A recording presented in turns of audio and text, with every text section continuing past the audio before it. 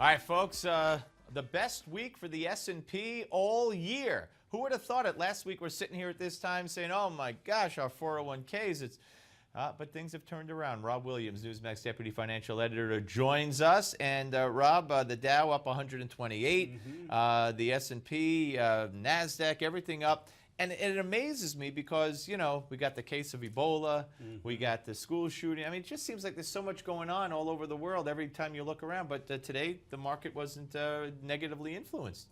Yeah, it was really a remarkable week. What a difference a week makes since last week when we were talking about meltdowns and Armageddon and this and that.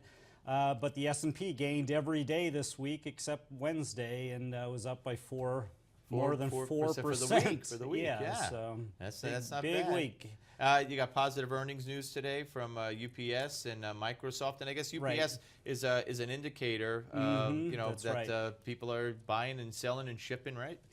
Yeah, UPS does have a unique position in the economy because it is seen as a bellwether as far as shipping and the holiday season coming up, and they have big plans to hire and work out a lot of logistical problems that they had last year that kind of hindered them, and they're trying to get that behind them and just get ready for a really strong holiday season.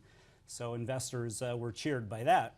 I know I bought a lot of Crest toothpaste, but I don't know if I was directly responsible for Procter & Gamble going up.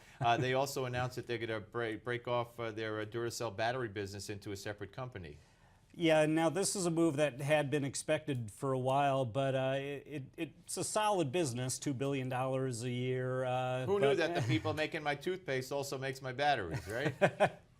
Well, it's interesting because I don't know about you, but I think I use less batteries than I used to with tablets and phones and rechargeable this and that, and I don't buy as many batteries for my kids' toys. No, that's true. Yeah. But yeah, so anyway, it's going to be keep them on hand for the flashlights for the blackout, though. Well, yeah, exactly. You know, that's what you want to do, yeah. New home sales data today came out, and that was, it rose slightly, I guess? It did, yeah, right. So we got, we're at a 6-year high, and that looks good. They did revise down the August number by 10%, and that darkened the picture a little bit, but overall it was a positive report and shows a very good trend. And what do we have next week to look forward to?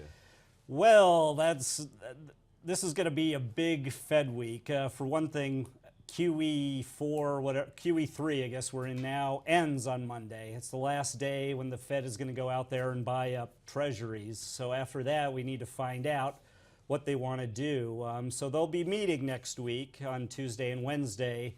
And Wednesday we'll get their statement on what their plans are. Hold on, in other words, you never know. And we got Twitter and Merck and Facebook and a bunch of people continuing to report profits, got third quarter earnings on next week, right? Yeah, that's right. So earnings season rolls along, and but I think it'll all be overshadowed by what the Fed does and what they say. All right, so, Rob, always good to talk to you. Rob Williams, Newsmax Deputy Financial Editor. Appreciate it. And don't forget, for more in-depth financial analysis, you go to moneynews.com. That's moneynews.com. I want to update you, ladies and gentlemen, on the school shooting just north of Seattle, Washington, that high school, where we now have 2 dead, including the student shooter, who's been reported to be a freshman student, popular student on the football team.